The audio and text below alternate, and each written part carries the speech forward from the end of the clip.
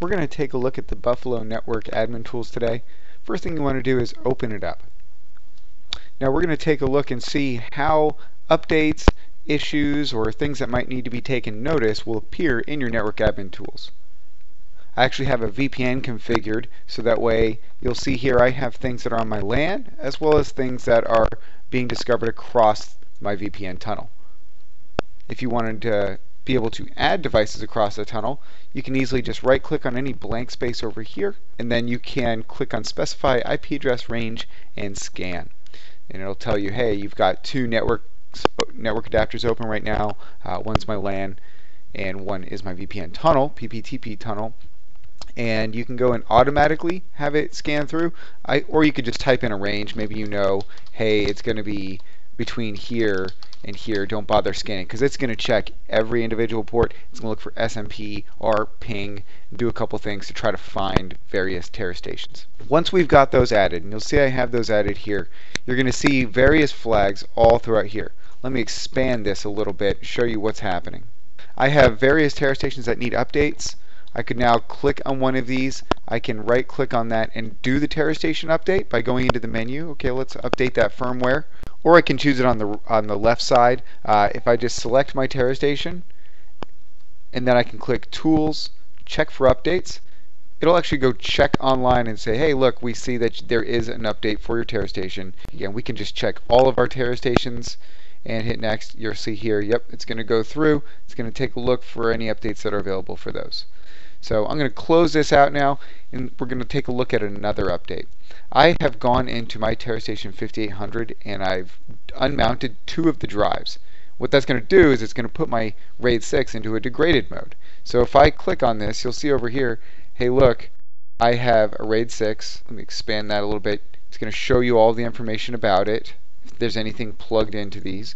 It's not recognizing these hard drives here, and that's because it's in a RAID, so it's going to recognize the array rather than the drive. I can also right click on this, view and manage, and then I can do a filter log. And you'll notice here that it's found, hey, your RAID array is degraded. So that's what my important information is right now, is my RAID array has been degraded.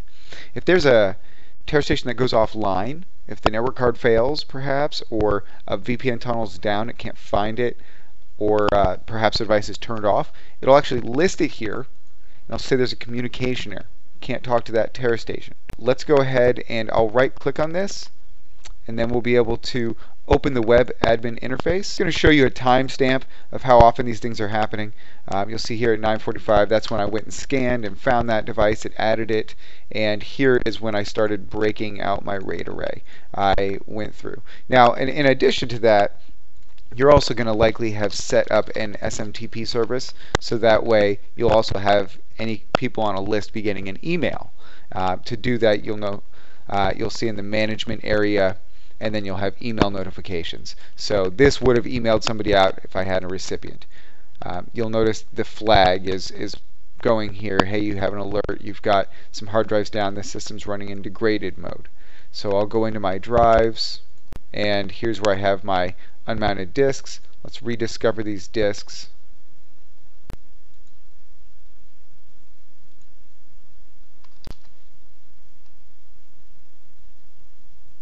And you'll see here I went into my array, and I'm just going to rebuild that array, and it's going to take a little while to rebuild it across, but then we'll be back in business. So it's a very easy way to get a good overview for an admin who might have a lot of TeraStations, especially if you have a large network of them and you want to just know, hey, what's happening with all my TeraStations. You don't want to have to log into each one. You just want a nice quick overview. You could zoom this out if you don't want to do scrolling, so you can kind of play with that a little bit and get it the way that you want it. Some of these things, you'll see these flags. Let me zoom back in on a couple of these devices. These ones with updates, I might be holding back on a specific firmware because I'm doing a test on one of mine to make sure it doesn't hurt anything, and I've got maybe 3 others over here that I haven't updated. You can always just right click on the icon for the device. If you click on the text, it's actually is about like clicking on blank space. So you want to use the icon. Click on that, right click, you can just close that notification out. That way I'm not bothered by those. And then I'll just get updates for the information here.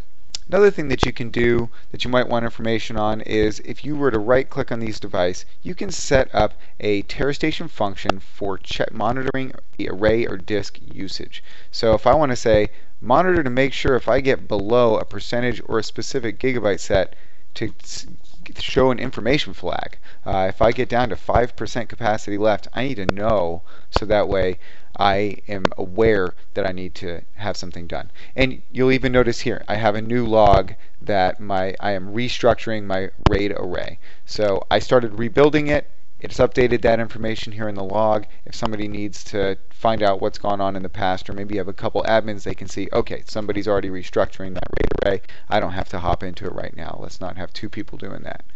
You can also do show set error information. If you don't want it to show information or error information, then you don't have to if you don't want those flags there.